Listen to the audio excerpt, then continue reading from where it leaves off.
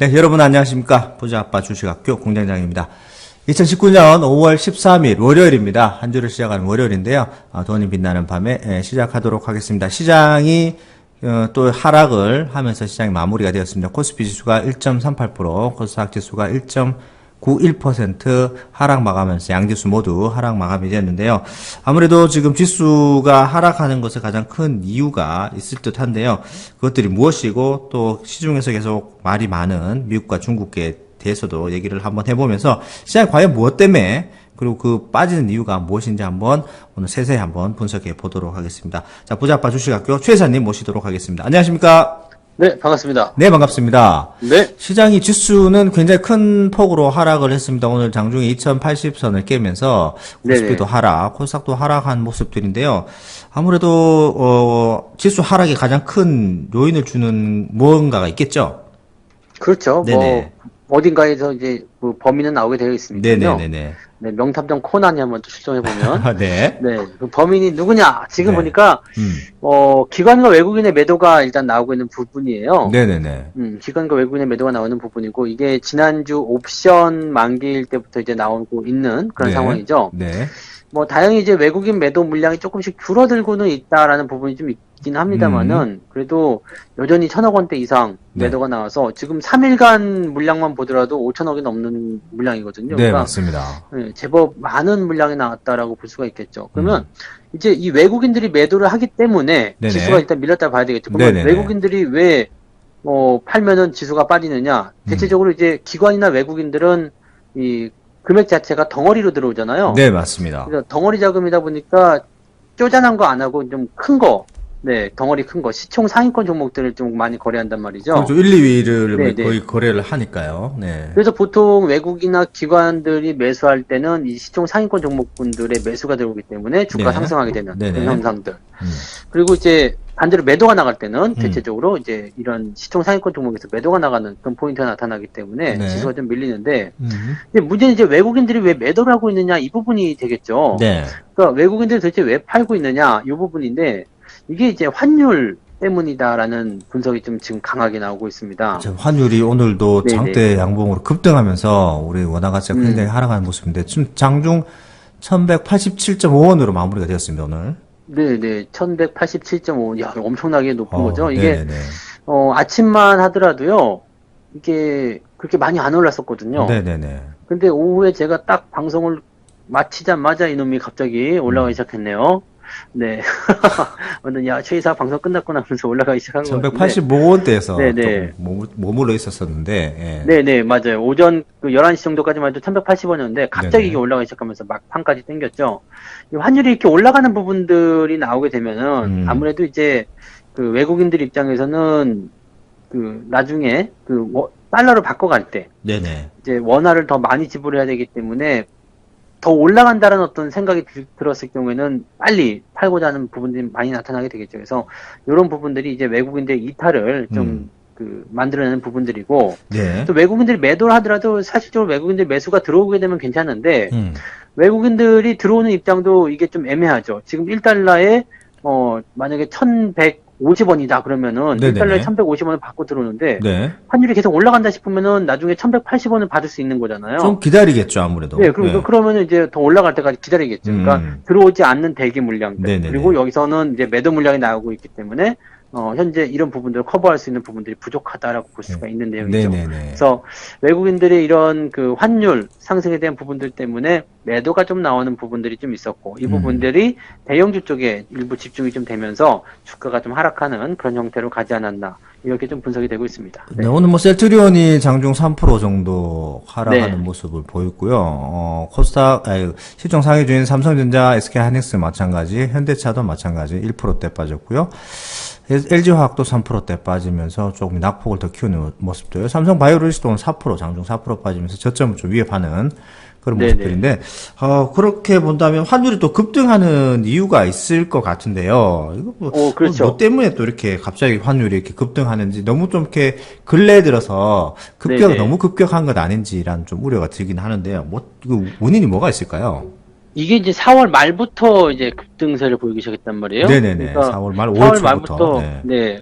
5월 초 여기 들어오면서 갑자기 이제 급등을 하게 되는 모습인데 이 부분이 뭐 언제부터라고 이제 딱 얘기를 해본다면 이제 시점을 특정해 본다라면 네네. 미국이 이제 네. 그 경기 그 성장률을 발표했을 때 뭐 그때쯤이라고 볼 수 있을 것 같아요. 아, 딱 절명에 맞았죠, 네. 그러지네요. 미국의 경기 성장률이랑 이게 환율이랑 무슨 상관이냐 하실 수 있겠습니다만은 일단은 요거 잘 생각해 보세요. 미국의 경기 성장률이 1분기에 3.2%가 나왔단 말이에요. 네네네. 근데 우리나라는 지금 경기가 조금 애매하죠. 뭐 좀 1%대 하락했었죠. 성장이 네네네. 2%대였나요? 네네. 1%대였나요? 되게 나빴어요. 그리고 더 좋지 않았죠. 그러면 여러분들이 만약에 외국인 입장을 생각해 본다라면 미국이 경기가 더 좋아요. 네네. 그래서 우리나라는 더 나빠요. 그러면은 당연히 더 그 튼튼한 강대국이라고 볼 수 있는 미국 쪽으로 투자하고 싶은 생각이 들겠죠. 그렇죠. 그러니까 네. 이런 상태가 되니까 이제 미국 쪽에 투자하자. 이런 식으로 이제 하다 보니까 달러가 필요하게 되는 거죠. 강 달러가 이제 현상이 되는 거고 네네. 그러다 보니까 이제 환율이 급등하게 되는 상황이 벌어지게 됐는데 음. 여기다가 이제 기름을 더 갖다 부은 것이 이제 무역 분쟁의 그 이런 내용들이겠죠. 아, 추가 관세를 네. 부과를 하면서 협상이 어떻게 그렇죠. 흐지부지되고 다시 도돌이표 되는 그런 모습이죠. 네네네. 네네. 무역 분쟁이 또 왜 환율 상승에다가 기름 갖다 부었냐면은 이게 이런 부분인데 미국은 일단 경기가 좋다는 것이 경기 성장률에서 딱 나타났죠. 네네. 그런 부분이 있는데 무역 분쟁을 빵 하고 이제 또 그 뒤집어 엎는 모습이 나타나고 중국에다 관세를 일단 부과했습니다. 그래서 미국은 나는 니네가 협상 안 해도 관세를 통해 가지고 돈을 얻을 수 있기 때문에 난 상관없어. 네네. 네, 미국은 지금 전혀 관계가 없는 상태가 됐어요. 상관이 없는 상태가 됐는데 네. 중국이라든지 중국과 연결된 이머징 마켓 쪽은 불똥이 떨어진 거죠. 굉장한 네. 불통이죠. 물론 이제 이 부분이 중국 경제에 크게 타격을 미치지 않는다라고 하더라도 우리나라라든지 이렇게 중국 의존도가 높은 기업들은 국가들은 굉장히 큰 피해를 볼 수 있는 상황이 되기 때문에 네. 외국인들 입장에서 또 이런 생각이 들 겁니다. 야, 저렇게 불확실한 상황이 났을 때 경기 성장이 저긴 떨어질 테고 미국은 오히려 이런 상황이 되면은 전혀 끄떡없는데 그럼 미국에 투자하자. 네. 이렇게 또 나올 수가 있겠죠. 그러니까 이런 것들이 이제 조금 더 가속화되는 현상으로 갈 수 있는 그런 내용이 있다 좀 보셔야 되겠죠. 그래서 지금은 어떻게 보면 안전자산을 좀 선호하는 그런 형태의 모습들이 조금 많아지고 있다라고 좀 보시면 될 것 같고요. 이게 미국이 금리 인상을 안 했음에도 불구하고 이 정도 나왔는데 네네. 만약에 미국이 여기서 금리 인상을 한다라고 그렇게 된다면 정말로 큰 상황이 벌어질 수도 있겠죠. 그래서 지금 이 상황은 일단 5월 말까지는 뭐 해소되기가 좀 어렵다고 보셔야 됩니다. 그래서 네네. 5월 말까지는 일단 그 무역 협상에 대한 부분이 계속 진행이 되는 내용이고 네. 지금 현재 시점에서 무역 분쟁에 대한 이 협상을 전망하는 사람들 입장에서 보게 되면 중국이 그냥 관세를 얻어맞을 수도 있다라는 얘기가 나오고 있습니다. 일단은 뭐 트럼프 네. 같은 경우에는 관세는 관세고 협정은 협정이다. 네, 완전 네, 네, 투트랙으로 따로 놓고 보는 것 같아요. 그렇죠. 그래서 지금 관세를 왜 얻어맞을 수 있다라고 되는 부분이 되냐면 이 트럼프가 이 무역 협상이 타결만 된다라면 그 관세 부과해서 나갔었던 부분들을 소급 적용해가지고 철폐를 시켜버리겠다는 얘기를 했거든요. 네네네. 뭐 지금 당장 관세를 맞더라도 언제가 됐든 협상만 잘 되게 되면 그 관세에 대한 부분들이 소급 처리가 되고 철폐가 되기 때문에 관계가 없는 거가 되는 거거든요. 그냥 그 끝내도 네, 되는 네. 거니까. 그렇죠. 관세는 뭐 지금 부과하나 나중에 부과하나 똑같다는 얘기. 그렇죠. 그리고 이 시간적인 부분도 지금 5월 달까지 이제 벌어놓은 상태가 됐잖아요. 네네. 그래서 이런 부분들에서 중국이 좀 여유를 부리고 있는 상태가 좀 될 수도 있는 그런 상황이 좀 됐습니다. 그래서 이런 그 관세를 일단 중국이 얻어맞고 네. 그 다음에 천천히 협상을 풀어나가자 뭐 이렇게 나올 수도 있는 부분이에요. 이게 왜냐면은 이제 저런 얘기가 있어요. 관세가 중요한 게 아니고 이제 그 지적재산권 네, 맞아요. 이 부분이 또 중요하다는 얘기가 있거든요. 그러니까 사실은 어떻게 보면은 무역 협상이 뒤집어진 것에 대한 가장 큰 결과 중에 하나가 이 지적재산권에 대한 내용이잖아요. 그렇습니다. 그걸 그러니까, 이제 중국에서 법제화 하겠다 하고 얘기는 해놓고 나중에 가니까 내정 간섭이다. 우리 법인데 왜 우리 마음대로 못하게 하느냐. 그렇죠. 그러면서 발을 한 발 빼는 모습을 보니까 트럼프도 열받아 버린 거죠. 너희들이 한다고 했는데 왜 또 말을 번복하느냐 이렇게 돼버리니까 관세로 보복이 나가는 건데. 지금 트럼프가 계속 저 트위터로 이야기하고 있는 것 중에 하나가 또 그 얘기예요. 뭐 중국이 하기로 했는데 번복을 뒤집었다. 네네네. 네, 그래서 지금 이렇게 나오고 있는 거다. 뭐 우리는 손해 볼 거 없다. 관세를 얻으면 되기 때문이다. 뭐 네. 이런 식의 얘기를 계속 하고 있는데 이제 그 배경에는 이제 지적재산권에 대한 그런 내용들이 들어가 있지 않을까 이렇게 되어 있습니다. 그러니까 사실 이 관세를 얻어맞는 것도 어떻게 보면은 그 중국 입장에서는 그냥 뭐 싸움을 하는 그런 상황으로 되기 때문에 나쁘지 않을 수도 있겠다라는 판단 좀 들긴 들어요. 중국 입장에서는 그렇죠. 그래서 우리나라는 이런 상황이 됐을 때는 굉장히 좀 피곤한 네, 그런 상황이 돼서 약간은 좀 긴장을 좀 해야 되는 네네. 그런 움직임들도 나올 수도 있겠다고 보셔야 되겠습니다. 다만 이제 환율이 지금 계속해서 상승하는 부분들은 어느 정도 이제 한계점에 좀 다다르고 있는 것이 아닐까 생각이 좀 들어서 네. 조만간 좀 진정하는 그런 모습이 나오지 않을까 이렇게 생각이 듭니다. 이게 환율 차트도 역시 마찬가지로 이제 매물대라는 이런 게 존재하거든요. 그래서 맞습니다. 네네네. 네, 환차익이라든지 뭐 이런 것들을 좀 노리는 그런 사람들 보게 되면은요, 지금 1200원대 근처 지점 해가지고 계속 그 좀 두꺼운 그 매물대가 좀 있을 거예요. 그러니까 네네네. 환율이 이제 어느 정도 단기적 상승을 좀 마무리하고 또 조정이 좀 들어갈 수 있는 부분이 있잖아요. 그리고 네.